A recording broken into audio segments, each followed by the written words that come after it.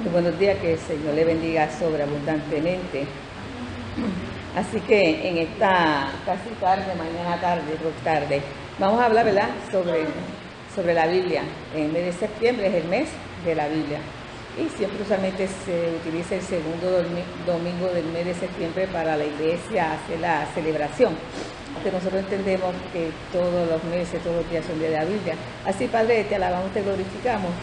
Gracias por la oportunidad de poder alabar en esta mañana tarde. Y ahora, Señor, vamos a exponer sobre la Biblia, sobre el libro, mi Dios Padre, que es inspirada por ti.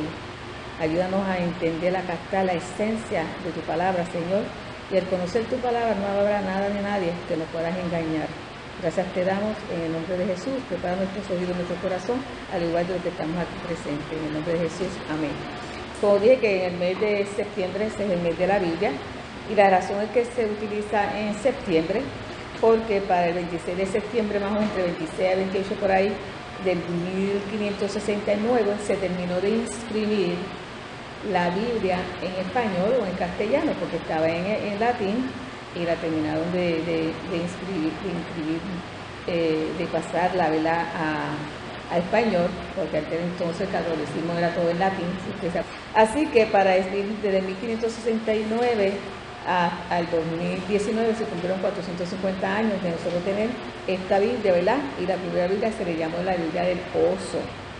Y es así porque como estaba la Inquisición la Inquisición para esa época, la situación es, pues, usted sabe que estaban persiguiendo a los que no eran católicos. Y de esa manera, pues hay uno que nosotros conocemos que es casi obra de Reina, y las versiones que tenemos de Reina Valera. Así que este fraile tuvo que huir, ¿verdad?, a Ginebra para allí poder continuar haciendo su trabajo sobre la Biblia. Así que en esos momentos, ¿verdad?, aumentó la Inquisición en España porque ya era Fernando e Isabel fueron llamados los reyes católicos. Así que el tribunal puso más presión sobre esta situación y apareció, ¿verdad? Entonces es donde empiezan a aparecer la Biblia del Oso. ¿Por qué? Y en la portada lo que es un oso, porque no podían usar ningún símbolo religioso, porque entonces, como dice, la quemaban, la botaban, eran todos destruidos. Pero aún así, el primer ejemplar, casi los primeros ejemplares fueron como 2.600 por ahí, y solamente quedaron como de 32 a 40 de los ejemplares originales de ese año. Así que luego viene Cipriano de Valera y revisa nuevamente la Biblia, que es la que tenemos actualmente nosotros, la que usamos mayormente la Reina Valera. Así que mayormente para el 1602 aparece lo que nosotros consideramos, tenemos actualmente lo de la Reina Valera, lo que utilizamos mayormente, aunque hay muchísimas versiones. Tenemos que recordar que es una sola Biblia, muchísimas versiones y traducciones, porque quien inspiró la Biblia, como le hemos dicho, que toda la Biblia es inspirada por Dios. Así que Dios inspiró solamente una Biblia, no que sea, yo tengo una Biblia, la Biblia tuya, no, son versiones y traducciones totalmente diferentes. Así que por esa razón, ¿verdad?, hemos nosotros, ¿verdad?, continuando dándole énfasis a nuestro lenguaje español, porque el lenguaje español va cambiando continuamente y por lo tanto tiene que poner el contexto del vocabulario actualmente. Si nosotros leemos Don Quijote de la Mancha, usted ve el vocabulario que hay con el vocabulario presente, pues realmente no lo entendemos. Pues la Biblia de Oso, porque tener un vocabulario como ese castellano, pues no es un vocabulario actual y era bien difícil para nosotros entender. Así que nosotros tenemos la Reina Valera del 60, que tenemos la Reina Valera contemporánea, que tenemos la Biblia, la versión de Dios habla hoy, el Peregrino, por ahí el Mensajero, por ahí muchísimas versiones y traducciones, porque usted lee y usted escoge aquella que usted se siente más cómoda, que pueda entender y pueda captar. Y le damos gracias al Señor. Le tenemos que dar gracias al Señor porque, ¿verdad?, estos hombres, muchos de ellos, para aquel entonces, expusieron sus vidas para nosotros disfrutar lo que tenemos la Biblia, que usted y yo vamos a cualquier lugar donde vendan las compras y no tenemos ese tipo de persecución, porque sabemos, ¿verdad?, que gracias a Dios hasta ahora llegará un momento dado en que no vamos a tener esa bendición, esa libertad de que tenemos ahora de comprar la Biblia, de ir y de hablar abiertamente. Por lo tanto, ese contenido de la Biblia es el que tenemos actualmente, pero en la Biblia están los libros apócrifos, que eso, Dios mío, esos son, ¿verdad?, un conjunto de unos libros que usualmente están en la Iglesia Católica, en la Biblia de la Iglesia Católica, pero en las Biblias protestantes no están.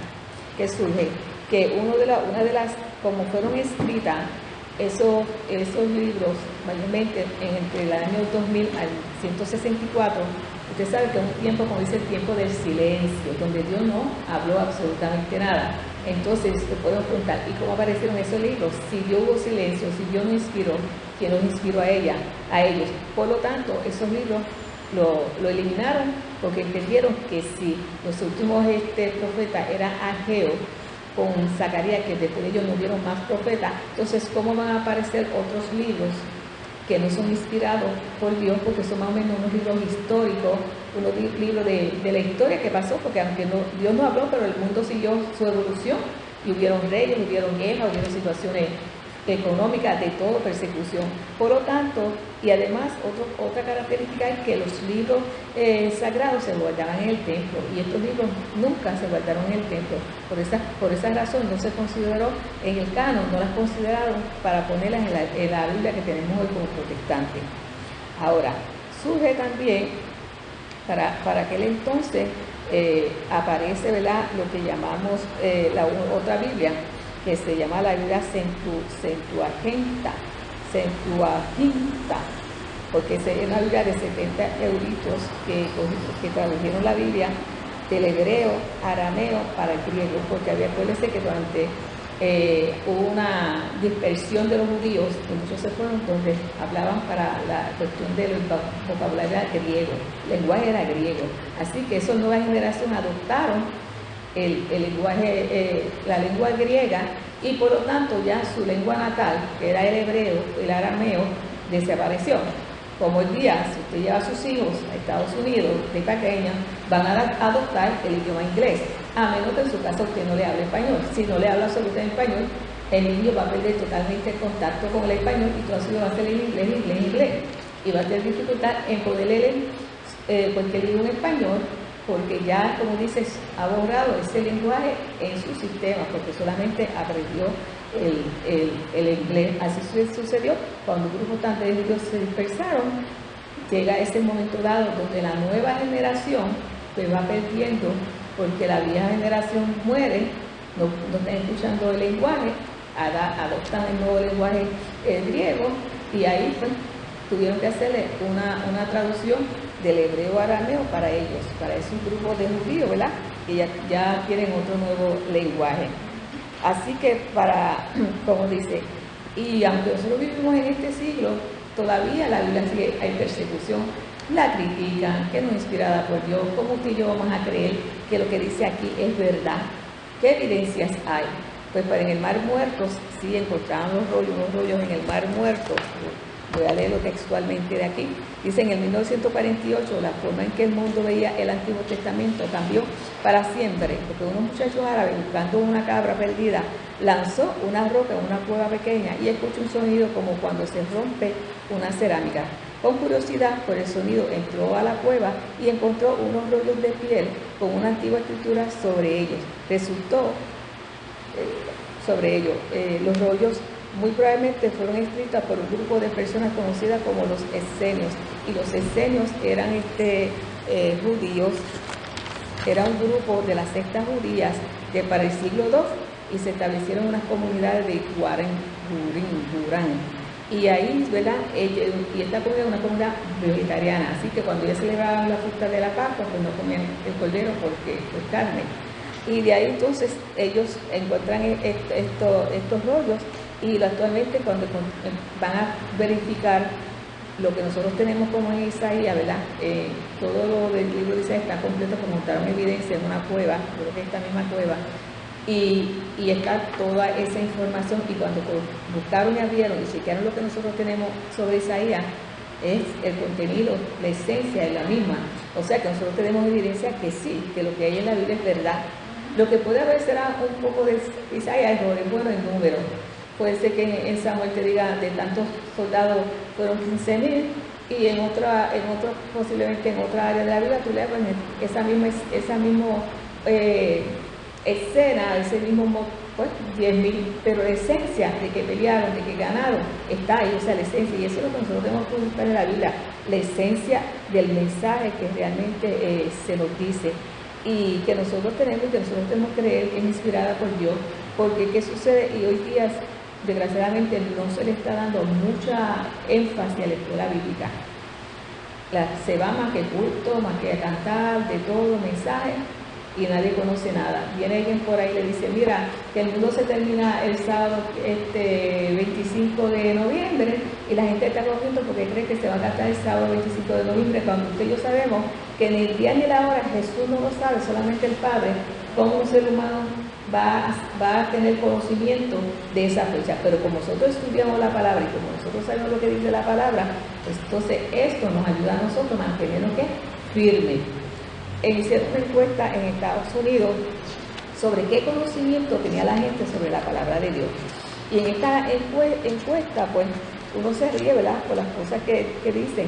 Encontraron, este fue un investigador que se llamó George Gallup y Jim Castelli, encontraron que menos de la mitad de los adultos en la encuesta no pueden nombrar los 4 evangelios, que muchos cristianos no pueden identificar ni de 2 a 3 discípulos, que el 60% de los norteamericanos ni siquiera saben los primeros 5 mandamientos. Pues si lo han sacado de todos los sitios, ¿cómo lo van a saber? Si la escuela ya no enseña la palabra, ¿cómo van a saber de la palabra del Señor? Así que le preguntaron también otra de las que le hicieron sobre esto fue que en la escuela superior encontraron que el 50% de los alumnos pensaban que Sodoma y Gomorra, Sodom, porque en inglés le cambié, que eran marido y mujer. O sea, que no saben los lugares que eran. Y que un grupo indicó que el sermón de la montaña, o sea, la buenaventuranza, fue predicado por Billy Graham. O sea, desconocían que el predicador de la buenaventuranza es Jesús. Y nosotros lo sabemos porque nosotros ¿qué? Ayudamos y todas estas situaciones.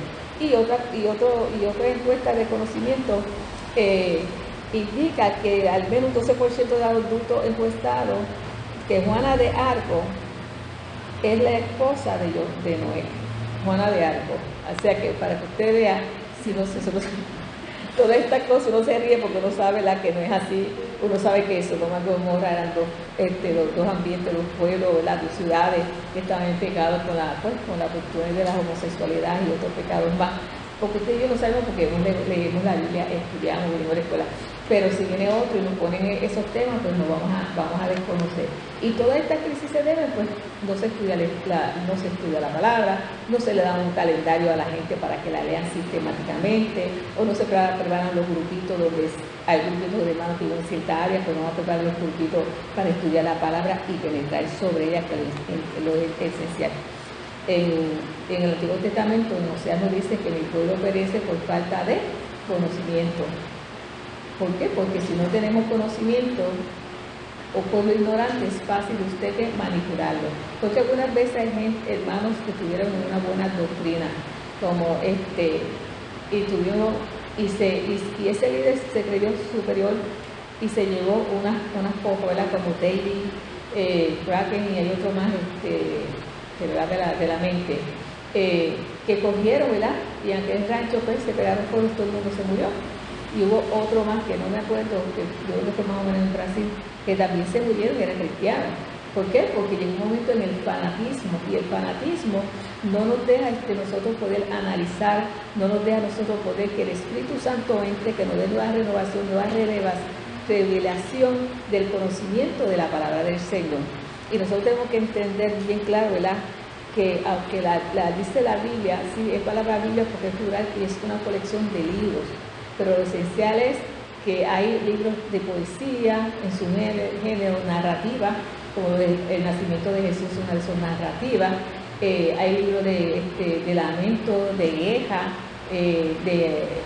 de letanía, o sea que son mucha la variedad. Y aunque hubo un momento dado que nosotros tenemos Proverbio, Ezequiel y Cantares y Esther, hubo un momento dado que eso no estuvo en los libros y tuvieron que nuevamente reunirse para ponerlo en la Biblia que nosotros tenemos actualmente, porque al principio del canon como que no eran 22, el Antiguo Testamento era de 22 libros y luego lo aumentaron al que tenemos actualmente 39 libros. Así que el proceso del desarrollo de las Biblias, pues la palabra del Señor es una sola, aunque digan cosas erróneamente de lo que es esa palabra, nosotros tenemos la certeza de que cuál es el propósito de la palabra, de enseñarnos, de redarguirnos, de corregirnos, de ser útil, de ser perfecto. Y la perfección no es que no voy a cometer un error, la perfección es que usted y yo podemos alcanzar una madurez, una relación, un conocimiento del cada día de la palabra del Señor. Y eso es lo que se refiere a la perfección. Así que, y enseñar, ¿verdad? Si lo que no se enseña no se aprende, y lo que no se aprende quedamos en el mundo de la ignorancia. Otra de las cositas que tengo por aquí que escribe, ¿verdad? Que uno escribe, y es que fue que lo que yo tenía anteriormente, la computadora me lo borró. Es que, ¿verdad? Que la palabra, como habíamos leído, ¿verdad? Que la palabra, por ejemplo, la que empezamos con el oso, ¿verdad? Y hubo una Biblia también que le llamaron, cuando hubo la traducción de la Reina Valera, eran dos hombres. Y lo que pusieron al frente, nunca podían poner las imágenes de cristianismo. Habían dos hombres que cultivaban un surco, y ahí llevaban uno en sus manos, llevaban cántaros que vertían agua en la tierra. O sea, la palabra del Señor es una semilla, y nosotros sabemos que al vertir agua, que la palabra del Señor va a germinar. Por eso es que usted ve si usted coge la Biblia, muchas veces los símbolos que tiene, rara vez hay una cruz, porque tienen que cuidarse para no ser la persecución. En Apocalipsis usted dice que tiene muchas, usted lee y dice ¿qué es esto? Porque está en un libro casi como por clave, porque si Juan hablaba abiertamente, lo iban a fusilar. Y hablando de ese tipo de lenguaje que Juan habla en el Apocalipsis, lo que él escribió destinario para esa carta, ellos entienden, porque es cuando usted ve un grupito y hace, una vez que cuando no se miran uno a otro y se transmiten unos pensamientos sin hablar, pues así viene siendo para que el tiempo de como dice, las clases, venía siendo el tiempo de las portadas, tenía que tener mucho cuidado a quien las ataba, porque había uno que se llama Julianillo, lo quemaron porque le dio una Biblia a un mesero, pues lo choteó, como decimos por aquí, y lo quemaron. Y así pasaba. O sea que estamos, y nosotros tenemos que prepararnos, porque para este tiempo van a haber situaciones también que nos van a afectar, y siempre acordarnos, ¿verdad?, que la palabra es inspiración por Dios, que es útil, que nos va a enseñar, que nos va a dar el camino, que nos muestra la verdad. Así que nosotros tenemos que, ¿verdad?, darle gracias al Señor, porque tenemos nuestra Biblia en español. Tenemos que darle gracias al Señor por la manera en que, ¿verdad?, la tenemos en diferentes idiomas. En el 2021 la venta de la Biblia, ¿verdad?, fueron más de 100 millones. Así que damos gracias, ¿verdad?, por la oportunidad de que la Biblia es nuestro centro, y que habla desde el Señor Jesucristo. Y por medio de la Biblia nosotros hemos conocido al Padre, a través de la palabra hemos conocido a su Hijo, al Espíritu Santo, y sabemos todas las cosas buenas y hermosas que tiene cuando venga por segunda vez y estemos en ese cielo nuevo y esa tierra nueva. Para mí, lo que yo dije al principio, que la Biblia es la carta de amor de Dios hacia nosotros. Él le plació, ¿cómo se dice? Moler a su Hijo, para que nosotros ahora tengamos esa libertad de ir ante su presencia, porque en el Viejo Testamento la gente no iba ante la presencia de Dios, iba el sumo sacerdote, él era el que intercedía, aunque Jesús ahora es nuestro sumo sacerdote y él es el que intercede. Entonces yo me siento bien amada, me siento querida, me siento bendecida. Cuando yo me levanto en la mañana, lo primero que digo, Padre, tú creas este día para bendecirme y para bendecir a toda mi casa. Porque acuérdate que cuando Noé encontró gracia, no fue la mujer de Noé, ni los hijos, ni la yerna, sino que Noé encontró gracia. Pero ¿quiénes entraron en el arca? Toda la familia. Amén. Amén. Precioso testimonio. Quizás la hermana Naida, ¿quiera decirnos algo, su reacción a la lección que nos trajo la hermana Betsaida hoy? Bueno, sí, en la Biblia está todo. En uno lo que tiene es que buscar, leer y estudiarla. Y de ahí uno aprende mucho y lo lleva a la vida cotidiana y puede ayudar a otros que están pues en otro mundo que no es este. Pues, gracias, hermano, Dios los bendiga. Tengo aquí una preciosa exposición muy buena sobre el Día de la Biblia. Sabemos que es el fundamento de nuestra fe y hacia donde vayamos, no importa donde sea, la llevamos, físicamente y en nuestro corazón. Dios los bendiga.